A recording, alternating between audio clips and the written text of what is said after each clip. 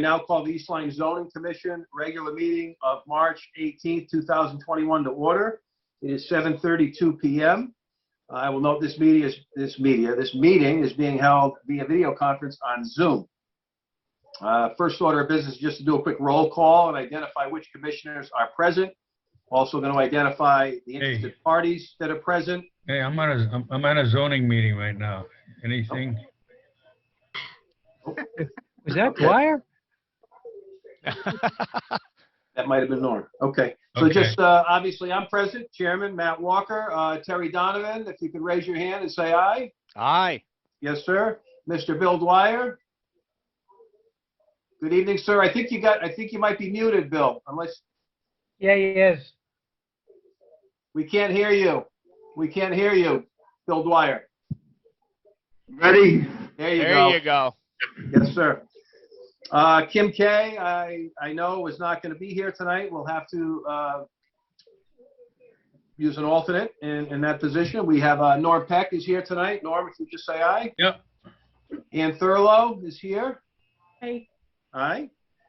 And alternates, James Liska, Denise Markovich, George McPherson. I know George is here. I know Denise is here. Jim is not here. All right. And then we have participating applicants, Ken Biega from O&G Building Group. Ken just raised his hand. He's here. And we have Christopher Gagnon from BL Companies. Is Chris here too? Yes. Chris Gagnon? He is here? Okay. Very good. Staff, we have Mr. Mulholland, our zoning official, is here. Here.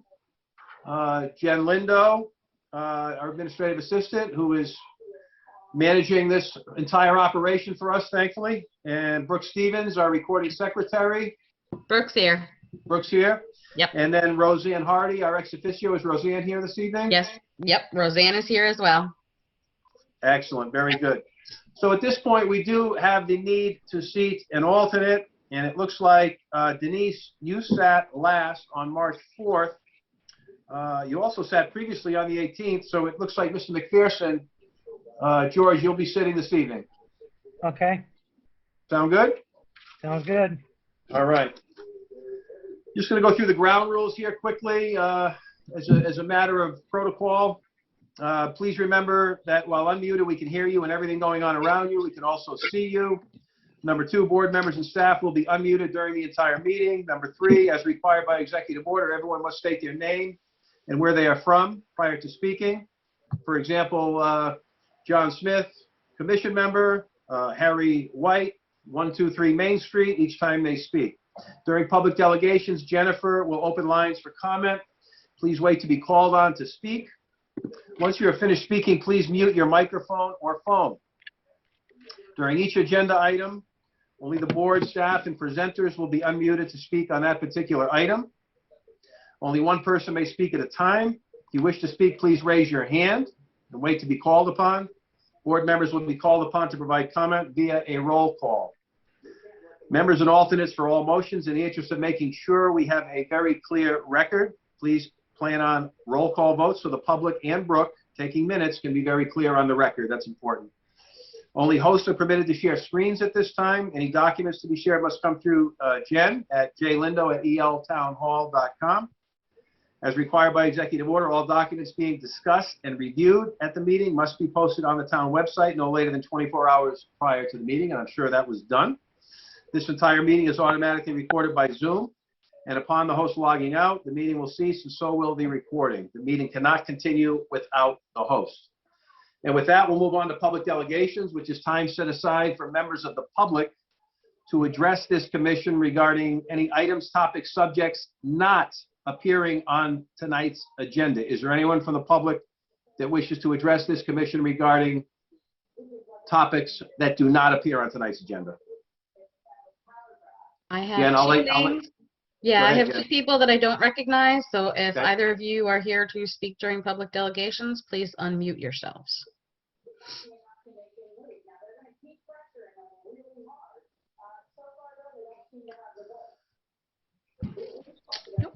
Looks like a no.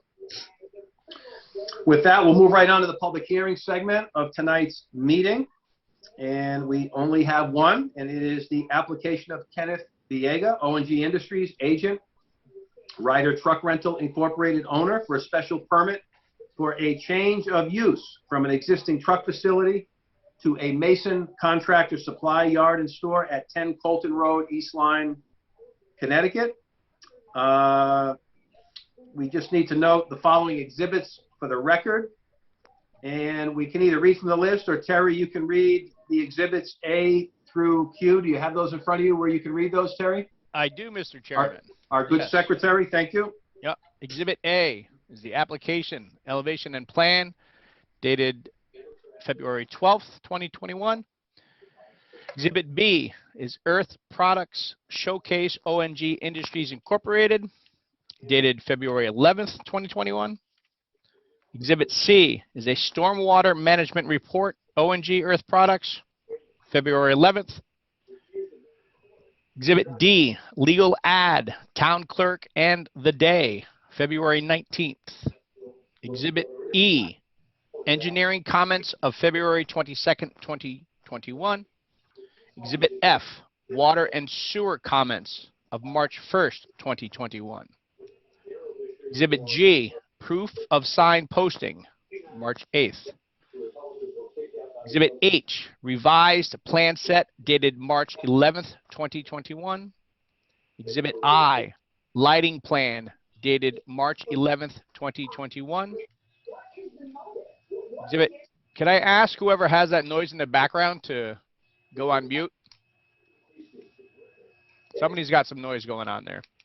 Exhibit J, BL Company Response to Victor That might be Benny me. Comments dated March 11th, 2021. Exhibit K, Stormwater Report of March 11th, 2021. Exhibit L, Engineering Comments of March 15th, 2021. Exhibit M, Wetlands Agent Review of March 16th, 2021.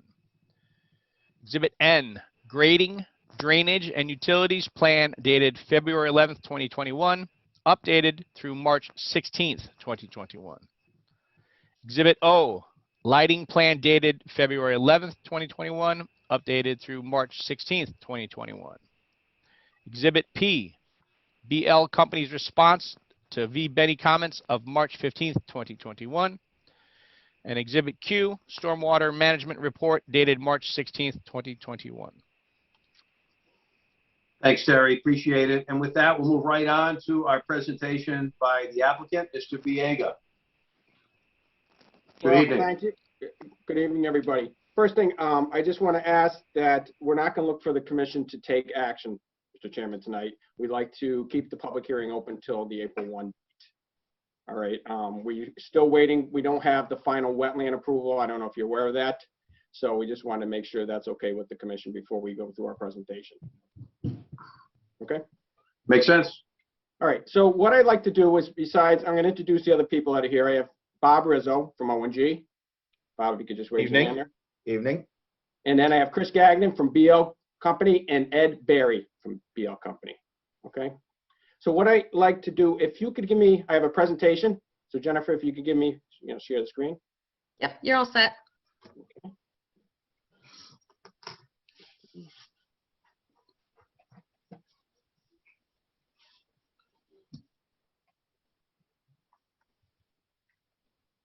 Can everyone see that? Yeah. No. Let me go back. Hmm. Hold on. Make sure I clicked it. I got share screen. Share, hold on. It's not allowing me to click the share. It says that all participants is on, so Try again. I was just checking. You can share all participants. Want me to give it a try, Ken? Yeah, see if you can, Chris, because I'm.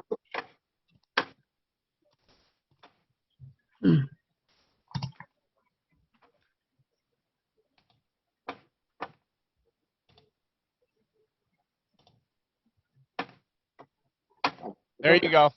There you go. Yeah, Can Does you that work? that worked. take it back to the beginning and put it into our presentation mode? Yeah, yeah. I was just flipping through it. I was not presenting it for the group. All right. All right. I don't know if this is put into presentation mode. Is this, what's everyone see? The full screen? Yes. Okay.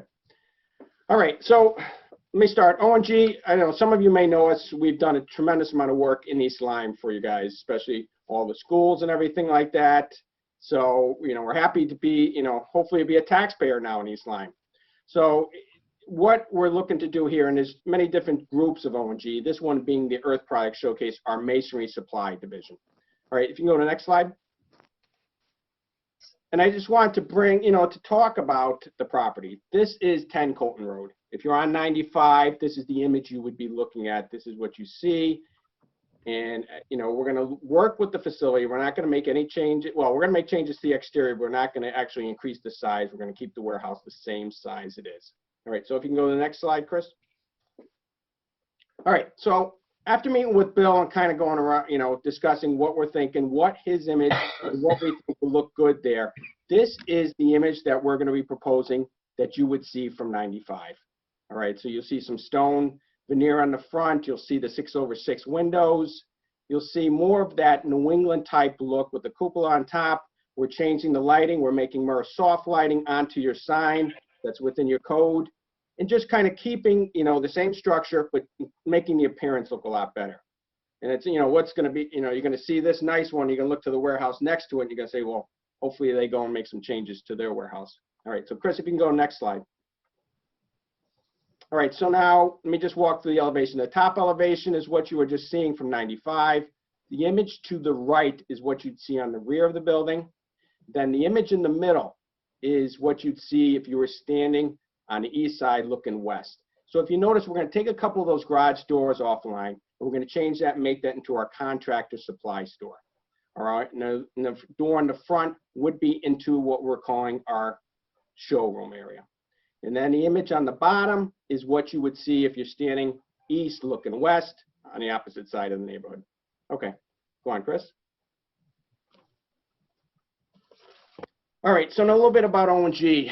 Right now, if you look at the stars in the Connecticut map, that's where we have our masonry supply stores. And if you notice in red is the East Lyme one. So we kind of, we've been to what I could refer to west of the Connecticut River. And so we want to see this is a great avenue for us. We've noticed a lot of trucking coming down out of our Middletown store, out of Bridgeport, coming up to this area. So we feel this is, an opportunity we can benefit, reduce some of the trucking, and provide better service to our contractors. Now, everyone looks at it and you say, okay, what are we going to supply there? Our supply is going to be a little different than River's End. And I'm going to show you what we look to do and how we're going to be handling this, operation. Chris, if you can go to the next slide. All right, so this is one of our facilities. This is the facility in Danbury. And you can see the exterior, how we like to show, the quality, what we do, how we present to our image to the customer. So when we talk about changing the image on the front of the building, this is something how we would look to proceed. All right, Chris, next slide. All right, now a lot of discussion is what's our contractor store going to look like, or what's this going to be in the store? And if you look at this picture, you'll see an image. It's geared more towards our contractor. Can the general public come in and shop? Yes, but unless you're going to be doing some masonry work, you're going to be doing some contracting work, it's really not going to be a store you're going to come to. Chris, next slide. All right, here's another image of the store and how we, what the appearance would be. All right, so when I was talking about the interior showroom, this would be an example of how we display our projects inside the warehouse. All right, it gives the customer, and especially because what we experience is the contractor coming in with their customer to look at the product we display. And they can walk around, they can see it in different applications. Chris? In another area, and like I talked about, we're really geared towards more of the contractor and the customer. So when they come in there, we have an area for them to roll out their plans, look at what they're doing, and really get them involved with their project and assist them in their construction project. And just another display. Go ahead, Chris, one more time. And this one, this is where, you know, we more have like what we refer to as our hardscape. So if you look at this, it's a typical warehouse that we would have in East Lyme, and you'll see we display the stone walls. And also, if you look over to the right, you'll see the stone walls displayed on the, you know, the wall there. That gives the customer a good image of what their stone's going to look like. So they see it in the vertical position, and they're able to walk up to it, and it helps them to select the product. Okay, Chris. All right, now. And Chris is going to show you on the exterior, but what we also do, we have displays. And we're going to be looking to put a display out in front of the building along 95. So if you're driving past 95, you would see some images, you'd see some of this, the wall there, you see some of the fencing, you'd see some of the pavers. And it's something that, you know, allows the customer to come out and see the hardscape outside. And we're going to keep that to the front of the building. Next. The other issue, and what we're going to be talking about, is the scale. If you see, there's a pickup truck that's driving across the scale. So we're going to look to have the scale installed, and it'll be on the west side of the site along the fence. And it's just a scale that the contractors drive up and we can weigh them. And you also see how we store our material. It's mostly all palletized on a site in an operation like this. And the other thing that I'd like to show you and discuss with you is how we're going to store. We're talking about having some bins. This would be our concrete, you know, our bins to store the loose material, whether it's gravel, whether it's stone, and material like that, that the contractor comes with his 1-ton dump. We have a loader that comes in there, pours it into his 1-ton dump, or even a bag, because we actually bag this material and deliver it out to the customer. So you'll see the height of those bins, and I think, Bob, what are they, 18 inches? 18-inch high, so those walls are 6 feet tall. Okay, so that's you know, the height of the bins and what we'd be looking to do. And we're going to try to make sure they're positioned so you cannot see these from 95. They'd be behind the warehouse. The only way you would see it is when you drive in, you'll see them off, and when we go over the site plan, you'll see them off to the side there. Chris, next. Uh-oh. Did we get locked out? Oh, there it is. Okay. All right, so this is almost what we're, you know, how we're picturing the East Lyme site. You see the woodland there, but you see how we store the material. It's, you know, not a huge amount. We don't have a big site there, but we have enough for those contractors that come in that need some bluestone, need some brick. The higher selling stuff we're going to store there. We're not going to have the zillion pallets all piled up as you drive down 95 and see it, and you won't see any of this from 95 because it's going to be on the back side of the building. And Chris, if you go next one. And then you'll see on this slide, you'll see how our material is all palletized. So you have the bluestone, the thresholds, you know, everything that's there that you need that the contractors most likely use would be here on pallets on the site. So that's really the appearance that you would see in the storage of the material. So Chris, if you want to go over and walk them through the site plan, that would be great. Of course. For the record, my name is Chris Gagnon. I'm a professional engineer with BL Companies out of Meriden, Connecticut, 355 Research Parkway. So just so I know what you guys can you guys see this cursor on the screen? Can you, or do you see this cursor? That one. That one. Okay, sounds good. So what I'd like to just show is, you know, this is our proposed site plan here, and currently the site has a somewhat of a long driveway that goes into a improved paved area. There's gravel parking, improved area over here, and there's a section of gravel parking over here. This southeastern corner of the site is currently wooded, and the remainder of the site is improved. What we are proposing to do is pave out the southeastern portion of the site. This is where the bins are, and where the material storage that Ken was talking about would be here. So this is really the where these materials will be stored for the site. The other part of the site that Ken talked about was that display area, the patio display area, and that is here in the front of the building. So this patio display area is really going to complement nicely with the facade improvements that Ken referenced with his earlier in his presentation. Again, we're not proposing to do anything to the footprint of the building. They're just going to improve it, beautify it a little bit. The parking provided for the site, as we said, it's mostly contractor oriented, so it's not a customer generator, parking generator like a True Value Hardware or something like that. So this parking reflects what is required per the regulations when you consider it as more of a warehouse showcase with a small retail area. So the parking provided is in compliance with the regulations. We're also providing a dumpster over here, and as mentioned, the scale. In that previous picture, that other scale has a scale house associated with it. That's because that scale is farther away from the building structure. This scale is close enough to the building that all of the components for it will be in the building. So there will be no additional structures necessary for the scale house. So that's really the site plan in a nutshell. And then very quickly, I'll go over the grading and drainage plan.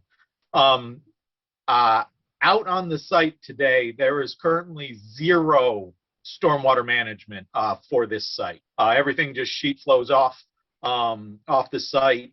There is no collection, there is no treatment, there is 0 stormwater management with the site.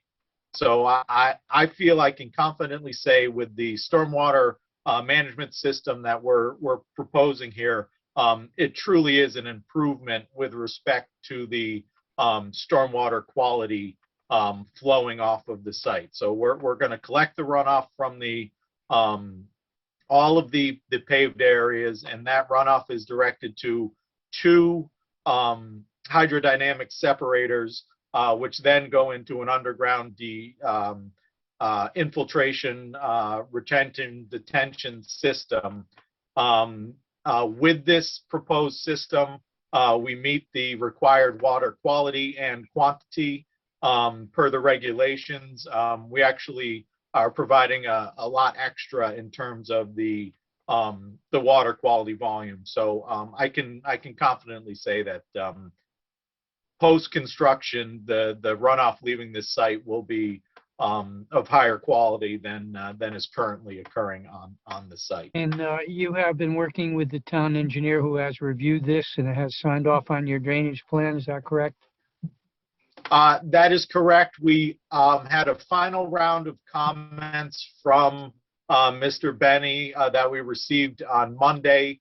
We provided him with a final set of plans yesterday. I spoke with Mr. Benny today. He has not reviewed the final set of documents, but he left it with, the way he left it with me is, after this round, that one, the couple of small items were taken care of. So I'm confident that Mr. Benny should be satisfied with the resubmittal. Thank you.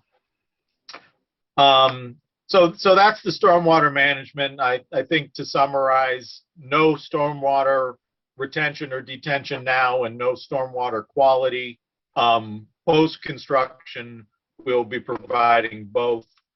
So I'm very confident that post-construction, this will be an improvement in terms of stormwater quality. Very quickly, just wanted to show the lighting plan.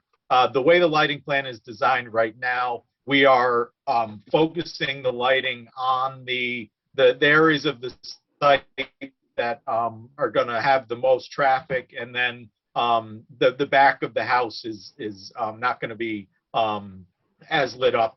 We thought it was most important to keep these areas lit, and we're also demonstrating light trespass as a result of our proposed lighting plan. And then finally, just an overall site plan. I think this colored site plan does a nice job of depicting what we're proposing out there and what will look like post-construction. And finally, just wanted to show the landscape plan as well. Per the requirements, we'll put some street trees in the front to meet the requirements of the regulation. So, you know, I'm a stormwater engineer. I could talk about this stuff all day, but I think that's that's probably enough in terms of demonstrating compliance with the regulations. So with that, I'll either kick it back to Ken, or if the commission or chair has any questions, I'd be more than happy to address them. If Ken or anybody else on your team has anything to add, The only other thing is, first. yeah, before I get there, is we're gonna look for a waiver on the sidewalk along the road, all right? So, because right now there is no sidewalk, but if it is something that we have to do, we would look to come in there and actually display and put some sidewalking type pavers through that area. But, you know, right now we're looking for a waiver on the sidewalk. Okay. And that's it for our Mr. presentation. Chairman? Mr. Chairman. Yes. Mr. Biega, could you or someone on your team go over the buffering along the perimeter of the property, north, east, and west? Just touch on that buffer requirement and what the existing vegetation is and what you propose to install. Okay, and I'll ask Chris to comment on that if he can. Thank Yep, you. sure. So along the eastern side of the site, we are maintaining we're not cutting the vegetation all the way to the property line. So we'll be maintaining the existing vegetation for 10 feet. Along the frontage, we thought it was appropriate to provide the street trees based on the amount of frontage that we have. So the street tree frontage meets the requirement of the regulation.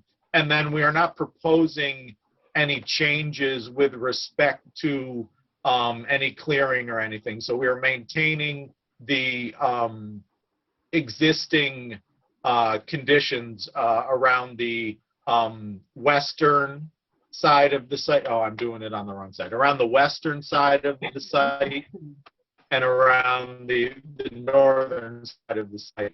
And as Mr. Biega demonstrated, this is really the crux of the quote-unquote showcase.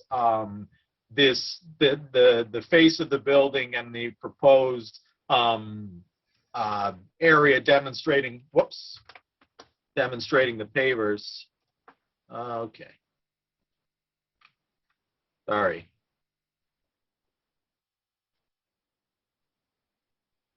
My bad. Hope that didn't get anybody dizzy. So the proposed area where we depict the pavers and the improvements on the building, that's really an important part of the business model for this group. That is where we are showcasing what we sell, and you know, it's going to be a real improvement to the view out there now. And so we are not proposing any new screening along the northern side on 95, but along the street frontage, we do propose trees. We're maintaining a 10-foot vegetated buffer along the eastern side of the site, and we are not proposing any changes along the western side of the site. So we're maintaining the existing conditions there. And then Bill, out in front along 95, we're gonna take that guardrail down, you know, that yellow guardrail that runs through there that just looks awful, and put The more. real pretty one? Yeah, the real pretty one. So, Uh, but yes, we are looking to, you know, keep the front appearance the same way. Thank you. Very good.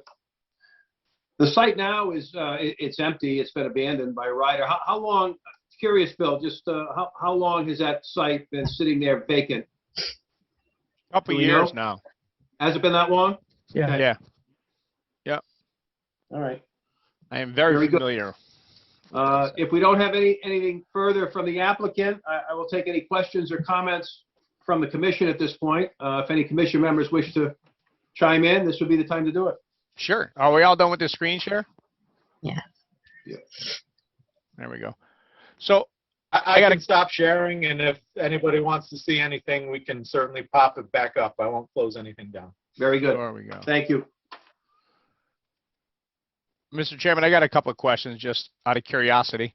Please. So you're are you using blocks or are you pouring bins per se? So are those going to be the blocks that you're going to use? And Yes. I'll let Bob Rizzo answer that. Yeah, there'll be blocks. They're 18 inches high, 3 feet wide, 6 feet long. Similar to, if anybody's familiar with the town garage across the street, similar system to that. They're basically like Lincoln Logs, they're just poured concrete. Gotcha. Okay. Now, so are you basically just mason or you tile as well? Because some of the showroom, is that tile and So we sell high-end tile, interior, exterior. Our really focused market is the residential construction project. This is not a site where people are coming in with dump trucks and triaxles to pick up gravel for a job on 95. This is anybody on this board that wants to go get 2 tons of gravel on a Saturday for, you know, something special to put out around their house, to pick out pavers. We do sell tile. It's not a major focus of our business. It's more of the exterior, the pavers, yeah, I got it. retaining walls, cobblestone, Belgian block, things of that sort. Mm-hmm. Question. Is there any like on-site fuel storage? Are you going to have fork trucks and stuff like that? We will have fork Propane or trucks. Fuel or? We have a large fleet of equipment, rolling equipment at ONG. I'm not sure what we're going to do, whether we'll bring propane forklifts there or or diesel. Obviously, we'd have to go through the fire department and all that if we had a diesel tank there for a truck if we park a truck there. I think, don't they already have one there on site? They have a lot of stuff there. I'm saying Yeah, a lot no, of stuff's I going. know, The yeah. place is a mess, quite honestly. There's a lot of environmental that's going on in there. I am aware. I will say that we are a family-owned business going on 100 years. We take a lot of pride in our facilities. We build them to own them. We are selling high-end products. We try to have our facilities look as if it's a nice quality place that clientele's come to. So as far as, you know, what the place will look like, I can tell you that'll be a lot cleaner and a lot more organized and well kept compared to what it looks like right now. That it will be. I think it's kind of, can you hear me now, George? Sort of, kind of, not really? Anybody? We can hear you. We hear you. Barely. I think everybody else hears you. All right. Barely. I haven't talked, but all right. For those of you who don't know, I have microphone issues every time, so out of curiosity. Mr. Dwyer, you're muted. I think Mr. Dwyer wanted to say something. Mr. Dwyer, go right ahead. Is there any outside storage at all? Yes. We will have product outside, yes, in the back of the building. Okay. That's all I want to know. I'm going to make sure. Thank you. This drainage system that you have, also, I mean, does that have to be maintenance like every year? So like if it catches like runoff of your materials and stuff like that? I did look at the system with the infiltrators. I mean, it's a high-tech system, no doubt about it, but is it something that has to be maintained? Yes, nothing will work in a couple years if we don't maintain it. Part of our coordination with Mr. Benny in the engineering department, he requested a detailed operation and maintenance plan as part of our submittal package. We have provided Mr. Benny with an operation and maintenance plan. You know, simple things, the catch basins themselves have deep sumps. They have 4-foot deep sumps with hoods. So that helps keep debris from getting into the hydrodynamic separators and the underground system. And then the hydrodynamic separators themselves you need to clean out. And most of the maintenance occurs prior to getting to the underground chamber system. But part of the design of the catch basins leading up to it is to minimize the amount of material that flows through the pipe. So the deep sump catch basins with the hoods provide that protection to the underground system for long-term viability. Thank you. Anyone else care to comment on the commission? Actually, Mr. Chairman, I have another question. Sure. I heard Ken mention something that is a sort of one of my weak spots, as you guys know, about a sidewalk waiver. Mm-hmm. Is there a reason why you want a sidewalk waiver? Well, you know, just looking, there's no sidewalks there in that area. All right. So if you, you know, when we talked about putting a sidewalk in, if we want to put a sidewalk in, we can, we'd put the pavers in, but you know, there currently is no sidewalk on either side. This is correct, but my issue is, you know, we grant these waivers all the time for sidewalks. And if we did not grant them, Industrial Road would be sidewalked to both sides already. So if we keep granting sidewalk waivers, we are never going to get sidewalks.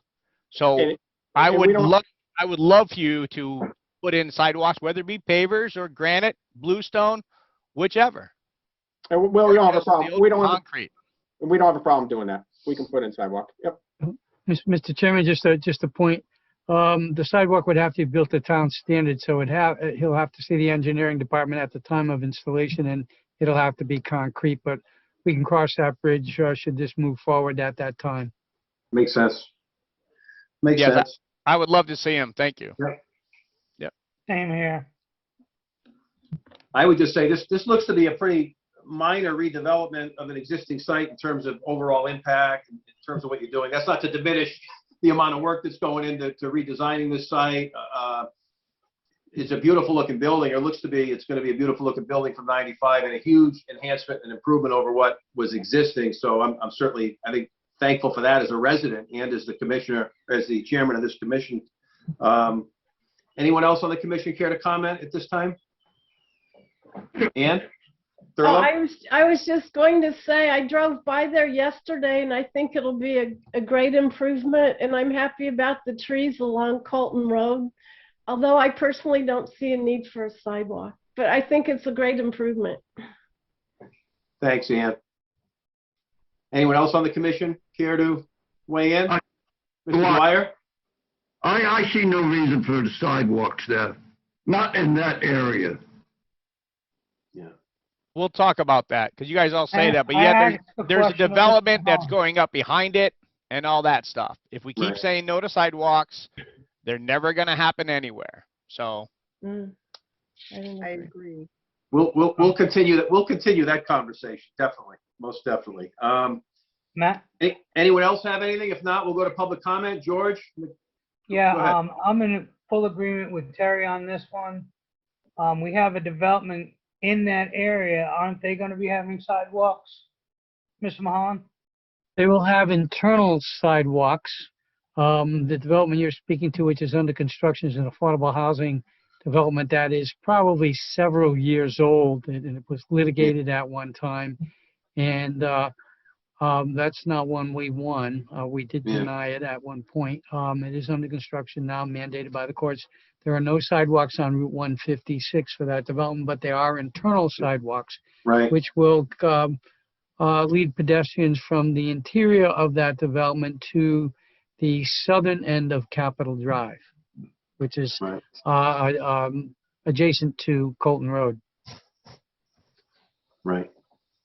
Technically, those properties don't really connect, in that the only access, as I recall, between the end of Colton Road and that development is going to be it's going to be an emergency access, and that's really it. Is that right? That's correct. Yeah, right. Okay, but I see everyone. I see the point on the sidewalks. Sidewalks, we'd have them in there. Yep. if we keep saying no, we're never going to get them. So whatever. I'll leave it at that. Yep. I think the point's well taken. Point's well taken. Moving right along, we'll move to public comment, Jen, unless last minute comment from a commission member. If we don't have anything, let's go to public comment. If we have anybody here that cares to comment.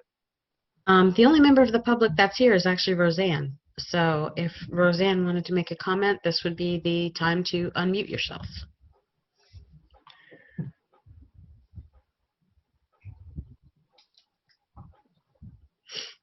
Jennifer, can I have a comment to Roseanne? Yeah, I think, can you hear me now? Yep. Yes. I tend to agree with Terry. We have to, if on the sidewalk issue, we have to start setting examples. It has to start someplace. And I think that there are other potential lots in that development There are lots there that are potential for further development. So if the developers are willing to do that, I think it would be a definite start. Thank you, Roseanne. Mr. Chairman, Yes. just one Go on. comment on the side, since we're on sidewalks. Yeah. As most of you recall, that JAG Capital project, the residential project off of Capitol Drive, we Right. told them one of the big issues with being opposed, this board was opposed to that project because it's an industrial zone, big trucks, kids on bikes, this and that. We told them it was going to be dangerous. Yep. Now they got their way. They're going to build what they're going to build. And now we're going to provide sidewalks. Just, I don't care either way, but just, I wanted to make that point. Thanks, Norm. I tend to agree with you. And if we force this one, Right. that means we're going to force everybody else that comes along so we can connect the dots And we're With inviting foot traffic in a potentially dangerous to area. accommodate something that we were opposed to in the first place. Right, right. Mr. Peck, what is Industrial Road where ABC Supply is? That's an industrial zone? Light industrial. What did we have them put in front of that complex when they renovated that property there? Right. They had to put in sidewalks. As I said, I know. I'm Well, not I'm just opposed. stating this. You brought it up. So, I just- and Yeah, I'm I just think that- stating that we granted waivers for 3 other applicants on the opposite side of the road for sidewalks. But yet we had a big company on the opposite side have to put in a sidewalk. It would have been easier for 3 separate applications to put in a sidewalk versus one big conglomerate. End of discussion for me. Sorry. Right. You know, we have to be fair, we have to be even-handed, but at the same time, we got to take into account the how each site is different. And industrial road is, you've got the schools that are connected on one side, Stop and Shop on the other side. For me, it's just a very different area than the Colton Road area. But your larger point is well taken, Terry, but I do think that the Colton Road area is a little bit different when it comes to sidewalks. And I would not have a problem with not having sidewalks in front of this project here that's being proposed, or anywhere on Colton Road for that matter.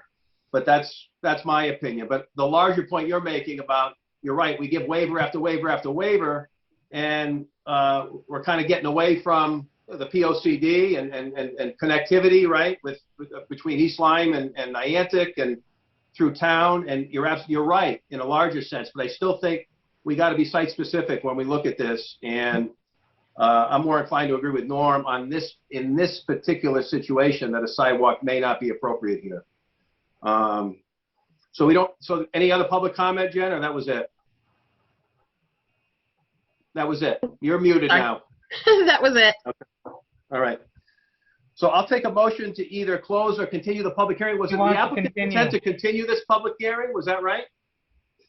Mr. Chairman, if I may? Yeah. Because of the need to go to wetlands, which was would not have been required under the old rules, and as you Right. we all know, this is a redevelopment. It still has to go to wetlands to get a sign off. I had spoken to the wetlands agent, and he thinks he can handle it as an administrative. However, we can't make a decision until Right. such time as he signs off. So, Of in course. my opinion, you could close the public hearing, go to regular meeting, where when you get there, once he signs off, you have 65 days to make a decision. So he has some time. And at Right. that time, you can debate when you go into deliberation, sidewalks, and any other issues. Right. I'm comfortable So- closing it, but if the Yeah. applicant is requesting that we continue it, is that the applicant's desire? Well, my understanding is he wanted to close. Okay. Mr. Mike, I'd Yeah. like to comment. Can I comment again on the sidewalk? Go ahead, Roseanne. After Norm made his remarks, I thought about the comment about safety with walkers. And, you know, we have that affordable housing project coming in, which is backs up to Right. that park. And I assume that there will be families there. Mhm. And in rethinking it, maybe we don't want to encourage the walking. Right. Right. Just a thought. It just popped into my mind that as we don't know, and that project, I'm sure that Bill could comment on that and where that project stands, but I know that, so just something to consider. I think it's a good point, as we talk it through. We have our regulations and then we have our discretion as a commission. And there are instances where we just got to use good discretion and they might fly in the face of our regulations. Mr. Mulholland? To Roseanne's point, I'll just add in, I think that project's going to be looking for a CO for the first building or two. And my concerns are, if I'm going to have people living there, I've got construction equipment interacting with people living there. The primary entrance has been off 156. Our suggestion at this point to finish out and back the project out is going to be to go out through Colton Road and Capitol Drive so that I have less heavy equipment and tractor trailer traffic interacting on site. But that's very typical of these bigger sites. We do that all the time. I think both Terry and Roseanne have very good points, which you can deliberate once again when you all get into deliberations in a regular meeting. I mean, I agree. I mean, I get it, Yep. but as you all know, sidewalks is my weakness. I'm not a big fan of granting waivers for that. So We've granted a couple too many. I'll say Yeah. we probably granted one or two too many. Honestly, So Ken should have just said nothing. yeah. That would have been fine. But sorry, Ken, but that's me because it happens quite a bit, and I do understand Norm's point, Matt's point, everybody's. I get it. Yeah. I do travel that road also, and I am familiar with that property. So, and I do see people walking, jogging up and down that road. So it's up to the commission what they want to do, Yeah. but you already know which way I'm going to vote. So there you Yeah. go. Hey, I appreciate the different point of views. I mean, that's why we have a commission. So it's good to have a discussion like that. And sidewalks have been a sticky issue and one that it's sometimes divided us as members on the commission. But we'll continue to discuss this. There seems to be some, if not a lot of consensus that it may not be necessary in this particular site, but we'll continue the discussion. With that, I'll take a motion to close this public hearing. Mr. Chair, if I may, about closing the hearing, I just have one comment. Certainly. I'm not a land use attorney. I'm a professional State your name for the engineer. record, please. Sorry, this is Chris Gagnon from BL Companies, Thanks, Chris. 365 Research Parkway. I just have a question about closing the hearing. Does that still allow us to get the wetlands decision as part of the file, or are we putting the cart before the horse? I wouldn't want to leave it open if that would then have it take longer the next time around, but I just want to be clear that we have the record in place for the public hearing. Right. Chairman? Mr. Mulholland, go right ahead. It's my view, I look at it that it can be accepted at a regular meeting. It's outside our jurisdiction, our purview. We just need to be informed that it's been acted upon so that you can act. In addition, it would come in as a staff report, which you're allowed to do at a regular meeting. Okay. So I don't see it as problematic. Right. Understood. Thank you. Just wanted to make sure we were taking Yep. care of our record. Thank you very Yep, much. absolutely. For that opinion.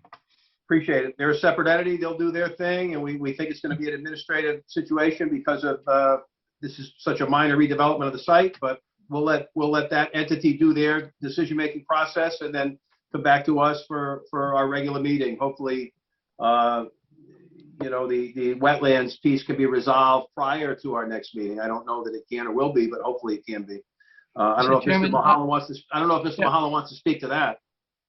I also want to note that Wetlands and Planning, we all use Victor Benny, our town engineer, to assess our drainage. So it's essentially the same thing. I cannot anticipate any major issues. And if that occurred, we would deal with it, but I can't envision that. He's already looked at this thoroughly. He and I have communicated several times over the last 6 months on this project and much more intently in the last few weeks, trying to Okay. ensure it's ready to come to hearing. Thank you. Thank you, Bill, very much. So with that, one more time, we'll take a motion to close this public hearing. We have one. Do we have a second? Second. Ann Thurlow seconded George's motion. All those in favor signify by saying aye. Aye. Around the table. Terry, aye. Mr. Dwyer, aye. Norm? Aye. Aye. George is aye. Ann is aye. And am I missing somebody? That's everybody. Very good. To be continued. Well, to be continued to the regular meeting, that is. So we'll Thank you move very right much. along. Thank you very much, Mr. Chairman. Thank you. Thank you very much. Good Thank you. presentation, great looking project, in my view, and a real improvement. It is As a far as that much, building and that much site, so better thank looking you. building, yes. Yep. And I Much love better. masonry. I love masonry Yeah. materials too, so I'll be, Yeah. I may be, I may be a frequent flyer there. Mr. Chairman, can I just say something to Roseanne? Please do. Roseanne, I just want you to know it's the first time I'm coming to East Lyme, not looking to build a new school. I just want to let you know that. okay? That's pretty funny. That's All great. right. That's great. Thank you. Excellent. All Thank right, you, everyone, excellent. for your time. We appreciate it. Thank you. Thank you very Thank much. you. You guys did a great job. Appreciate it. Moving right on to the approval of minutes of March 4th, 2021. Everybody have a chance to peruse the minutes? So are we waiting over, Mr. Chairman? Are we waiting to the next meeting for this application? Is that what we're doing? We are Skip right over- waiting. Okay, Yeah, we are. gotcha. Okay. Yep. Then I will make a motion to approve the minutes of March 4th, 2021. And do we have a second? Second. We have Mr. Dwyer raised his hand first. We have a second. And all those in favor signify by saying aye. I missed that meeting, so. Aye. Aye. George, Aye. Norm, Terry, Ann, Bill, 501. I have to abstain. Old business, it looks like we have none, which brings us to new business. And I'm going to read through these. We got to schedule all of these for April 8th, 2021 public hearing. Is that correct, Mr. Mulholland? That's correct. All right. Item number 1 is the application of Eugen Amini for Black Point Pizza for renewal of a special permit for outdoor dining at 44 Black Point Road, Niantic. Number 2 is the application of Eduardo Martone for a special permit for outdoor dining at 11 East Patagonic Road, Niantic. Number 3 is the application of Patrick Marcoux for Il Pomodoro for a special permit for outdoor dining at 117 Boston Post Road, East Lyme. They don't have outdoor dining anymore. Are they doing something out back? I'm sorry, Mr. Chairman, which one? I said they don't have outdoor dining anymore. Are they going to do something out back? At which Pomodoro. one? Pomodoro. They don't That have outdoor renovation- dining anymore, so that may just be the end of that. Yeah. We will clarify that and double check that. You're right, because it's been coming closed. Right. Yeah, there are some questions on here as well, Mr. Chairman, because I do know, sorry to interrupt you there, but number Go ahead. 6, Yeah. Harry and Tryphanes Longinidis, they are no longer the owners. Does that matter, Bill? Or are we just doing it to get it on well, the record here? No, the permit's granted to the property. Okay. Okay. We would prefer to have the correct ownership, and we'll check that, but technically, when you grant something, it goes to the property. And Okay. those permits can run with the property. As we know, they are bought and sold sometimes, these special permits on Right. multifamily, et cetera. So it does run with the property, but we like to Good have our catch. paperwork correct. And Jen and I will look into that. Yeah, Good catch, because Terry. there's a Good catch. couple of them, 3 of them actually, that are improperly labeled, but that's okay. Okay, The let's properties vote. are the same. Let's get those right. Let me read through them and then we'll get them right. Number 4 is the application of Scott O'Reilly, owner, East Lyme Cafe, LLC, DBA Smokey O'Grady's, for a renewal of a special permit for outdoor dining at property identified in the application as 306 Landis Road, Niantic. 5 is the application of Niantic Morton House. Right, that's not the Morton House. Well, it's Smarties. It was Smarties last year. I mean, It obviously. was Smarties last year, and I changed don't the know what- application to reflect the owner's name, which is Niantic Morton House LLC. Very good. For renewal of a special permit for outdoor dining at property identified in the application as 215 Main Street, Niantic. 6, which Terry brought our attention to, is the application of somebody, DBA Family Pizza, for renewal of a special permit for outdoor dining at property identified in the application as 233 Main Street, Niantic. I didn't know that changed hands. Number 7 is the application of Leo Roach for Strive LLC for a renewal of a special permit for outdoor dining at property identified in the application as 247-2 Main Street, Niantic. Number 8 is the application of Teddy Ignatitis for Main Street Grill for a renewal of the special permit for outdoor dining at 252 Main Street, Niantic.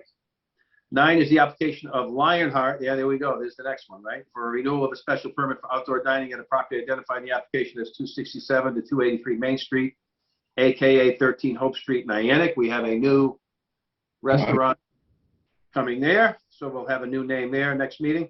We have the application of Steve Turner for Lillian's for a renewal of a special permit for outdoor dining at 374 Main Street, Niantic.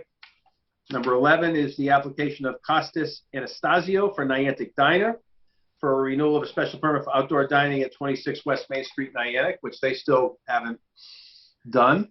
The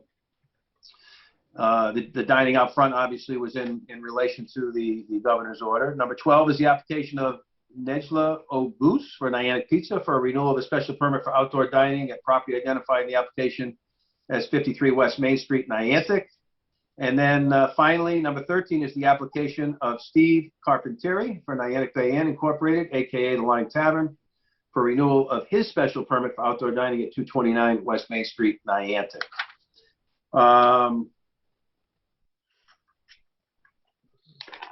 Very good. So yeah, we've got a few corrections we've got to make there in terms of those properties, right? Yep. Easy enough. Any business on the floor? If anybody, the majority vote of the commission, does anybody have anything this evening? I got a little something about sidewalks. Go ahead, George. Just want to be brief. Remember a couple of years ago now, we were given money in lieu of sidewalks. I forget which project.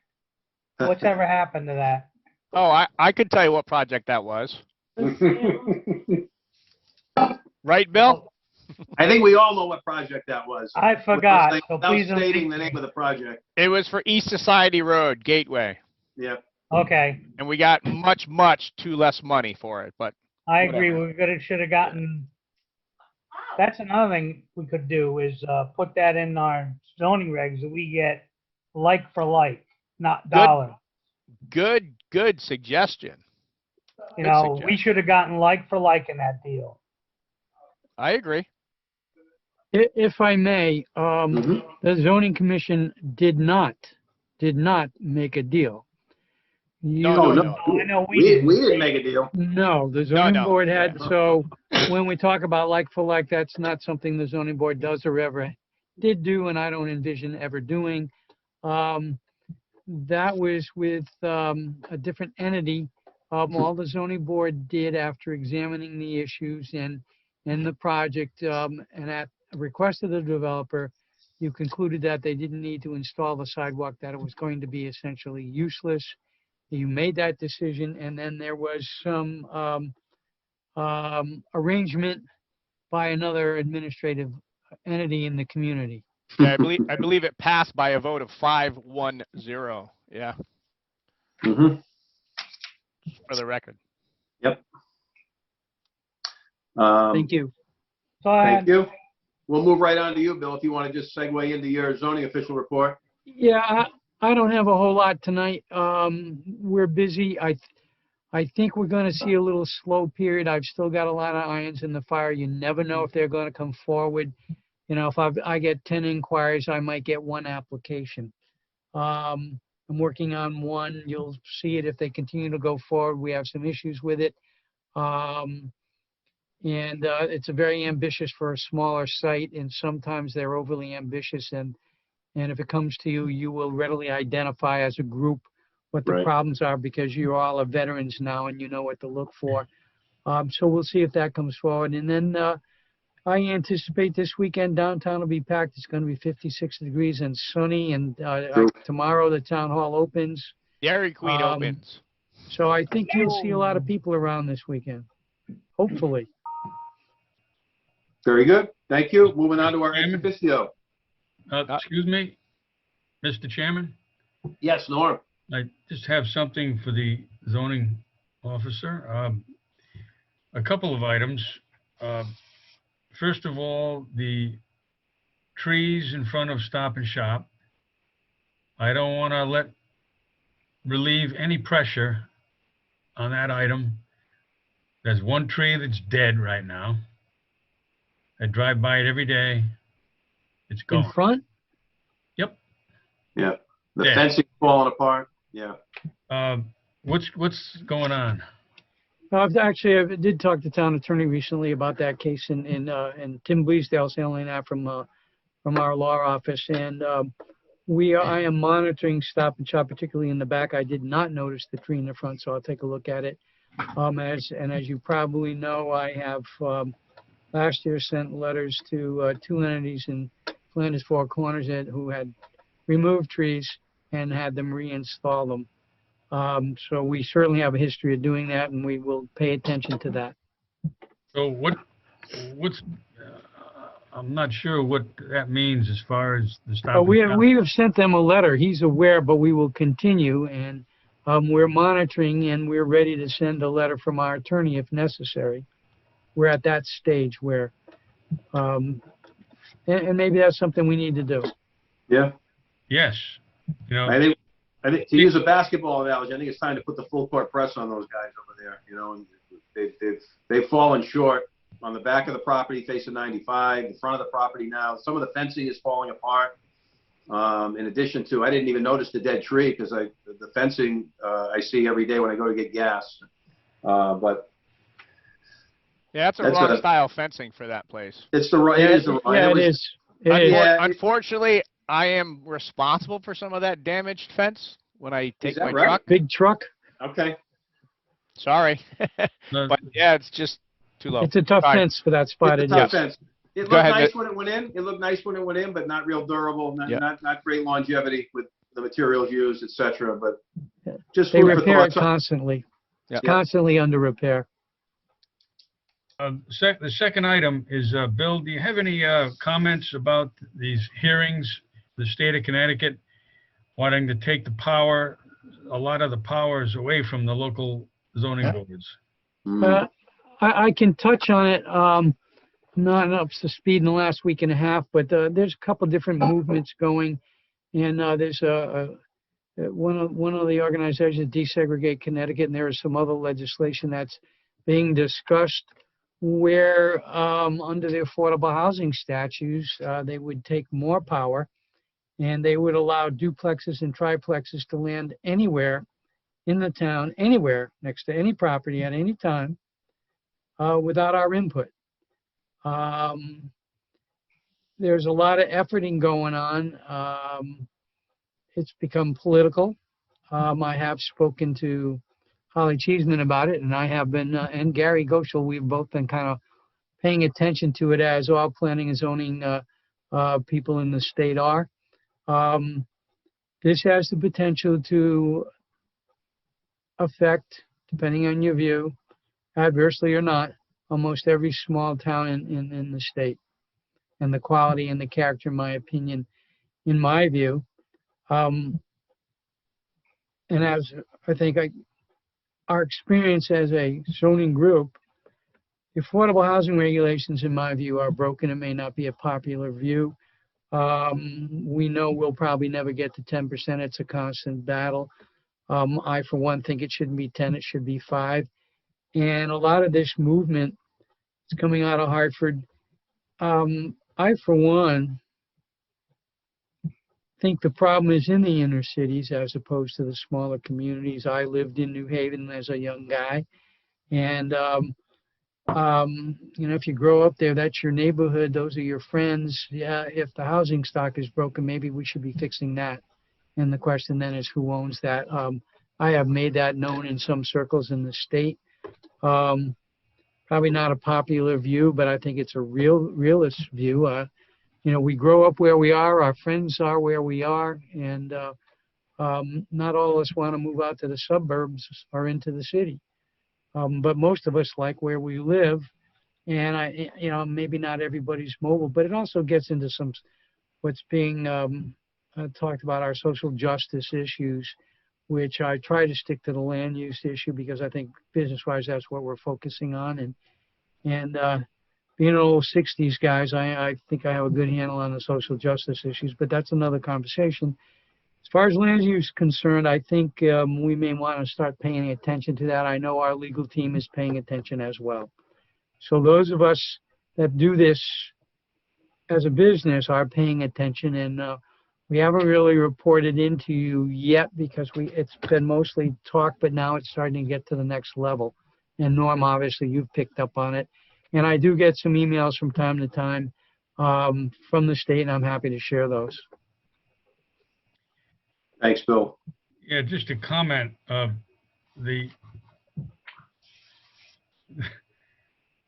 They want us to preserve open space, protect the wetlands, keep everything nice, keep everything clean, but then they want to come down here and treat all the towns under one set of guidelines or rules. It doesn't match. But anyways, a third item was in regards to what we decided last meeting on the substantial improvement. You recommended 2 more steps, the town ordinance, and also just a little tweakage on the zoning regulation. Yeah. To update you, I actually am very friendly with the FEMA state representative, and so I sent our regs up to her, and I explained our situation and asked her to review our zoning regs under FEMA, that section, which she did, and then I asked her to review the town ordinance on FEMA, which she did, and she made some recommendations, and I've talked to Mr. Nickerson about deleting the town ordinance and substituting the zoning regs with the exact language, which is the recommendation of the state, with a little bit of tweaking. I've been in discussion with town attorney on how to move that forward, and that was as recent as 7-8 days ago. So we are moving that forward at a staff level to prepare it to move forward. And I did speak to Mark, and Mark understands this is more of a housekeeping issue. And there may be a couple other items that come up as we get into it a little bit more. This will be a Board of Selectmen issue because we need to ensure that the town ordinance mimics the zoning regs on the language and the substantial improvement. You want to talk about the other item and get that? Well, what I'm thinking is, and I will note that the ordinance does, when I first came 1,000 years ago, there was no zoning person, and the building official was doing both, and there was a town engineer and essentially no other staff at all. So the ordinance and the zoning regs named the building official and the zoning official. And what I've discovered over time is it's difficult to have 2 people that may interpret language differently, even though we hope that everybody interprets it the same when we are applying zoning regulations and land use regulations. And we see that's problematic, and that may be something we want to talk about. We've been doing it in zoning for 25, 35 years. It's worked out well in most towns. It is in the zoning code.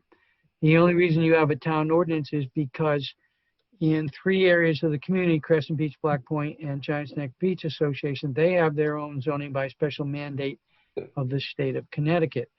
So legally, I have no authority. So the town adopted an ordinance that was supposed to be specific to those 3 entities. However, the ordinance doesn't say that, and it should have, and we think that may have been left out years ago. We've used it in that fashion, and we've managed, because we're also in what's called the CRS program, where if the town does certain things in support of FEMA and their rules, etc., we can generate a 10% reduction for people in flood zones, and we've been doing that. Victor Benny has essentially been running that program. You have to become certified in the CRS program. I am also certified in that 2 years ago. I took that week-long class in New London. And so we do that. It's a difficult program to administer because it takes our time, and we feel the reward. It may not be as good as the effort we give, but nonetheless, that's the program. So we're looking at all those things at the same time so that we can clean up those regulations and make sure that both town ordinance and the zoning regs reflect the same language. My opinion, it should be one person, and I happen to be zoning guy, but whether I am or not, I think it should be the zoning guy. It always has been.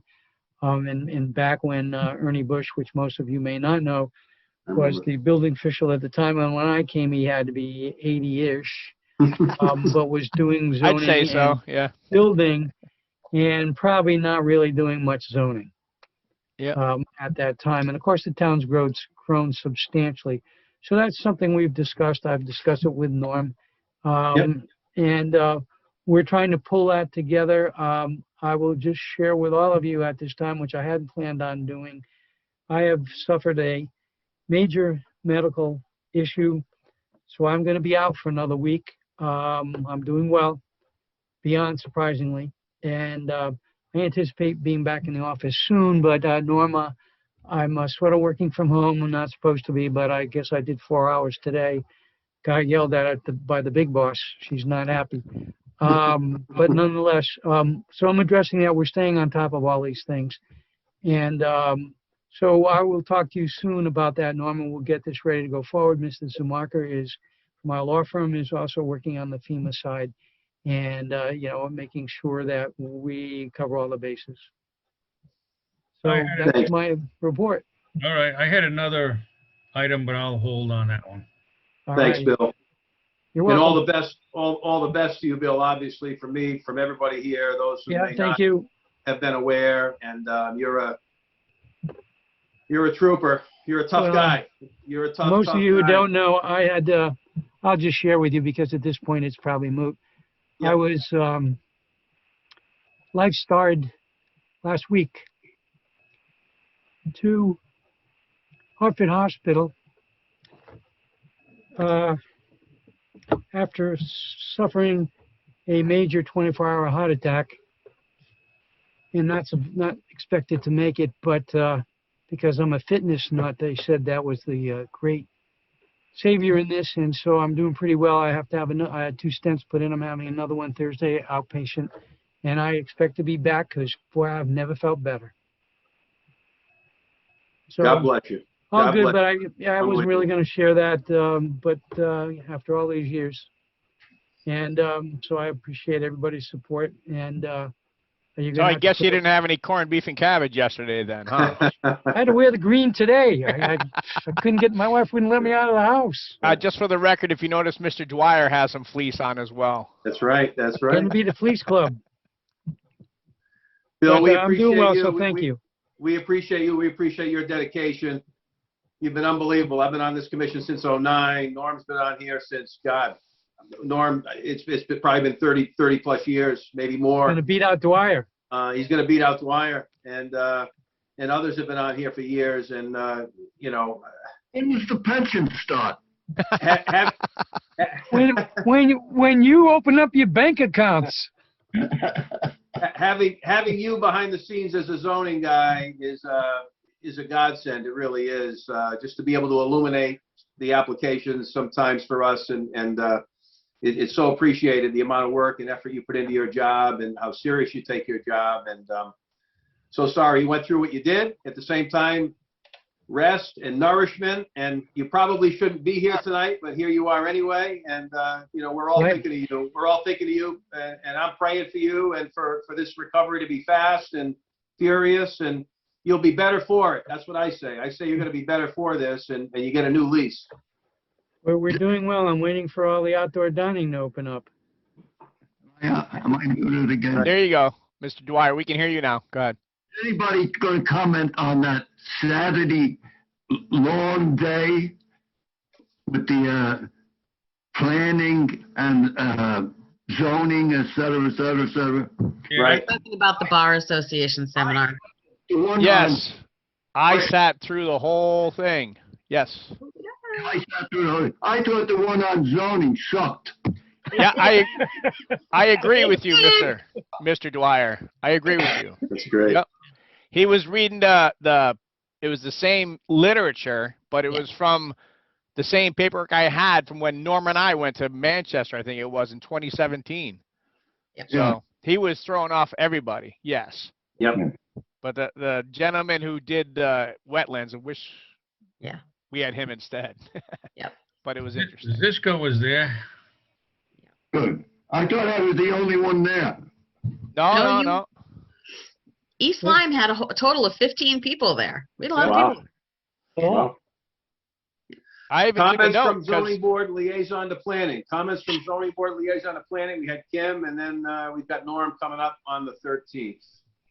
Okay. you forgot ex officio, Mr. Chairman. Yeah, you skipped Roseanne. Did I? Yes. My apologies. Comments from ex officio. My goodness. That was certainly not intentional. Far from it. Go ahead.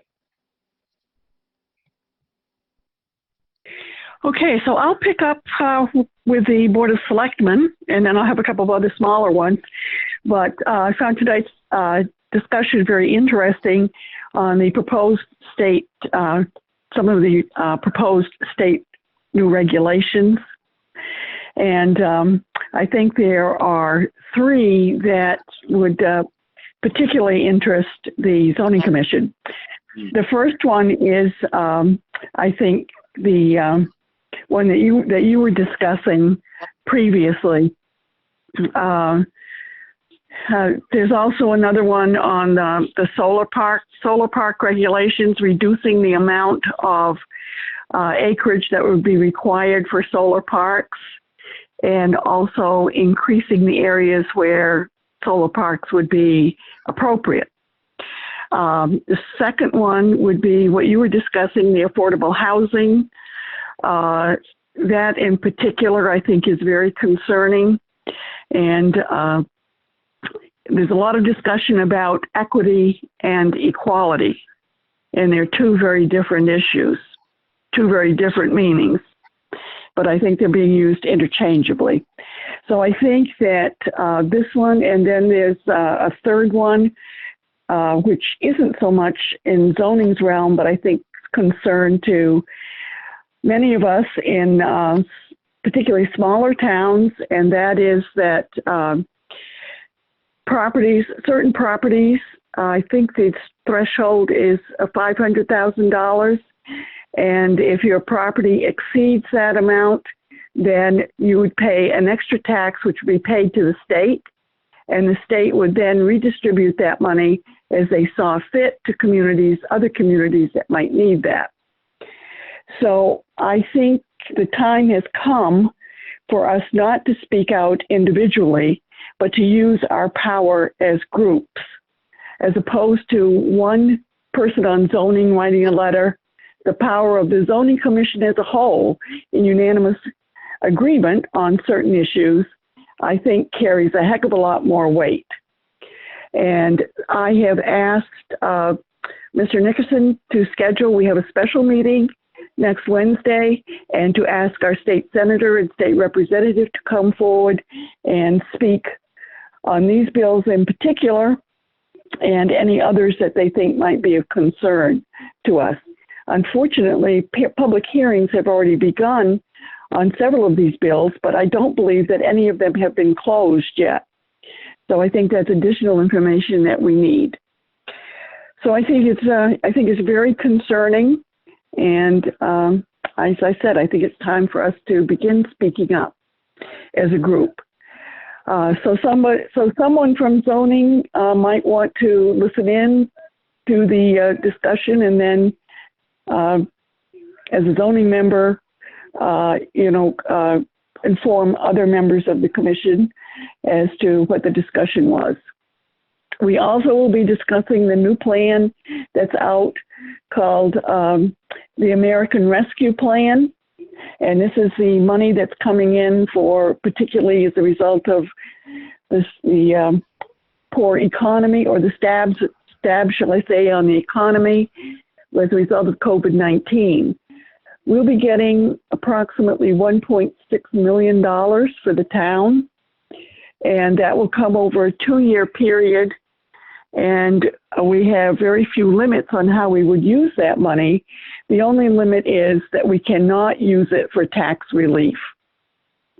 So I think our initial plan is for the board to discuss this in a special meeting, making sure that we've got all of the particulars next Wednesday, and then we'll decide how we're going to get focus groups to give us input on how we might apply and utilize the money. And so my thought right now is that we would ask for, in future meetings, a representative from each board and commission in town to give us input. But that's something that I will put out for next Wednesday's special meeting. So the other reports, Natural Resources Commission, they're very interested in trying to create pollinator pathways. And I don't think that that would have much impact on any zoning regs, as it's basically going to be, it's not going to involve any taking of land, but it is something that you might be interested in. The chair expressed concern that we did not have, again, any money in the budget to start building a bank account for acquiring open space. And I think that's something that would be touched upon with any changes in the affordable housing and zoning, in that if they really loosen up the regulations, I think we've got to do a better job of getting our hands on open space and properties that we have wanted to acquire, not just for open space, but protection of our town water supply. The Commission on Aging, their vehicles were vandalized again. So again, it's after the catalytic converters, which apparently have the older ones, and the older vehicles have special metals, and they're valuable metals. We aren't the only town that's being hit. And also marked, so we've got to figure out how to get either someplace else to park the vehicles, or get increased lighting in many of our parking lots, our town parking lots, because it's not stopping with just the stealing or vandalizing the Commission on Aging vehicles. Individual vehicles are also being hit. And I think that that's it. Rosie, I'd be happy to answer any questions. yes, I have a question. Yep.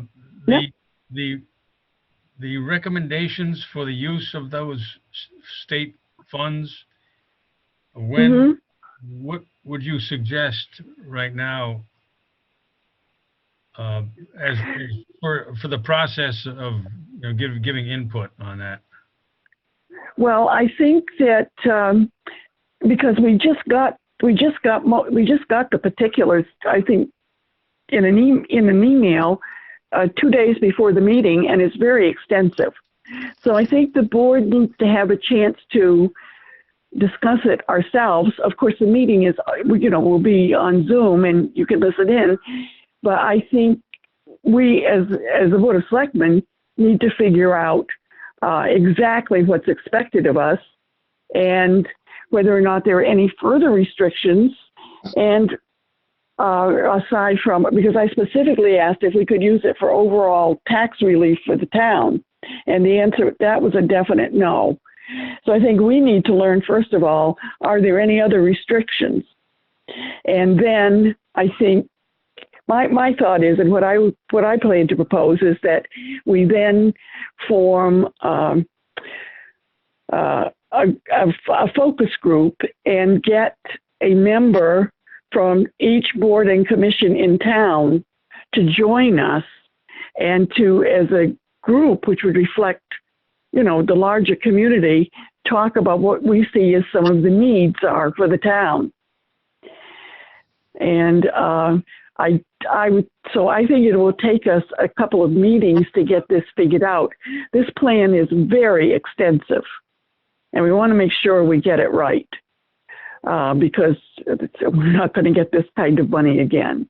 So I think the question is going to be, do we want to use it for some of the capital improvement items that we have in our capital improvement plan already that we haven't been able to fund? Are there some new ventures that we might want to consider? And we have right now, as far as I know, we're getting the money over a 2-year span, and then we have up until 2024 to expend the money.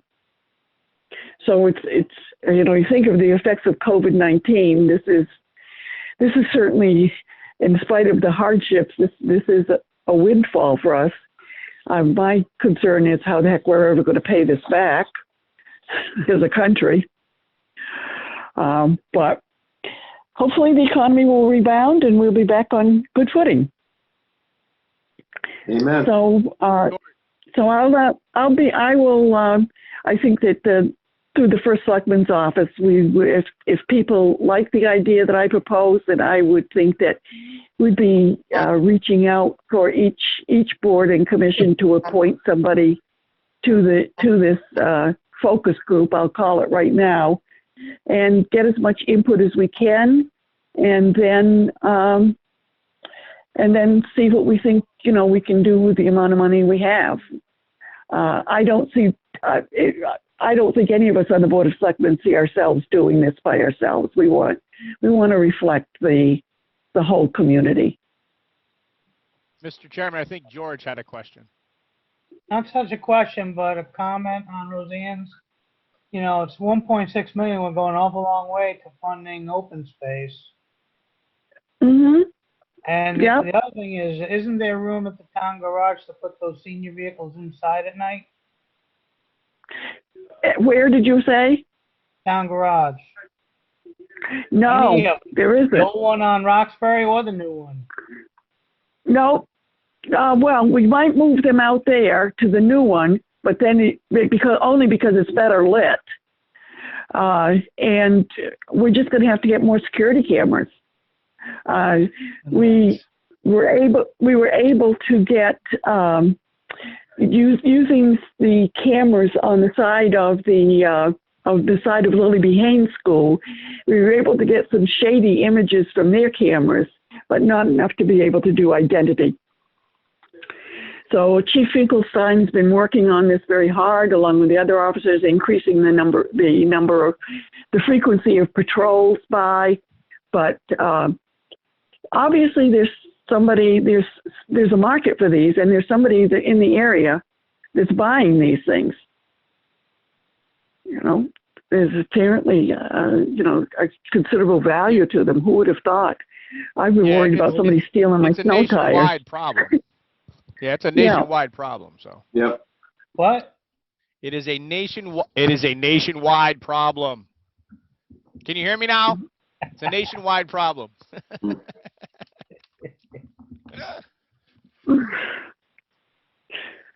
Okay. Thanks, Roseanne. Yep. Thank you very much. Very thorough report. You touched on a lot of topics, so much appreciated, and probably would be a good idea for one of us to tune in to their meeting next Wednesday night in relation to those federal monies, the 1.6 million. That's a lot of sidewalks too. A lot of sidewalks. Yeah. A lot of sidewalks. Complete that plan is road deal. Hey. Could build a boardwalk on Gorton Pond and connect East Lyme and Niantic, right? There you go. There you go. There you go. There's an idea. Or buy that property and straighten the road, but that's going to be a state expense. We don't want to use the money for that. Oh. Moving right along, comments from zoning board liaison to planning. Kim K, we don't know whether she went to the March 9th. Does anybody have any information about the March 9th meeting that they wish to share? Or Bill, even from the staff level, is there anything that you have that you wish to? I don't. Nothing. Okay, fair enough. Fair enough. And then Norm, it looks like you're scheduled for the next one on April 13th. Yep. All right, excellent. Mr. Chair, can I make a comment? Sure. I seem to be left off that list. Ah, Okay, I just want to make it fair to everybody. absolutely. Absolutely. You We could have can- took my spot, George. We can amend it. We can amend it. We'll make sure we get you in the rotation there, George. Thank you. Good. All right? Thanks. I don't think any of the alternates are. That is None of the correct. alternates are? I don't Is think that- any of the alternates are. Is that right? None of the alternates are in That that? actually is correct. Yes. I didn't Really? notice that. Thank you, Yeah. Denise. Yeah. I That's not did. how we had done it in the past, right? Is No, that- everybody was on it. Yeah, so Yep. so we need to probably recalibrate and get that schedule So actually, if you regenerated so it reflects everyone on the commission attending meetings. I think the way we did it now is so you could actually go to a meeting, Matt, right? Hey, that's fair. That's a fair criticism. No, I can't hide from that one. Yeah. So we'll take a look at that. Moving on to comments from chairman. I don't really have much of anything other than a belated happy St. Patrick's Day to everybody here. I also want to say, in case this is our last virtual meeting, I don't know that it will be, but I want to express special thanks to Jen for the job that she's done facilitating these meetings. Thank you. And Brooke is the reporter. I'm not entirely sure what the challenges would be virtual versus in person, but there have to be some challenges, I'm sure, and we much appreciate the work that you do as well. And just want to offer that thanks in case we move to in-person meetings next month. I certainly, as I expressed earlier in tonight's meeting, very much hope and desire that we do. I think that most everyone here does. I miss the interaction. I miss conducting a real meeting with real live people, real bodies coming to the podium. And I think that will be another step towards getting back to normal if we can at least do that as a commission and get back to doing our business in person. And then the last thing I'll say, just thank you to everybody here. I think we've continued through these virtual meetings. If I don't get a chance to say it, if we don't have another one, we've continued to do our business, I think, very efficiently and very well, as usual. We've got Bill, obviously, behind the scenes and staff who do such a tremendous job. And just want to thank everybody here for your involvement, your input, and your participation level. I'm partial, of course, and I know there are other commissions in town, and I know Roseanne's listening, but I think we're the best. We do a great job here. So just want to thank everybody. And with that, I'll take a motion to adjourn. So moved. And do we have a second? Second. All those in favor, say aye. Aye. Good night, Aye. everybody. Great job.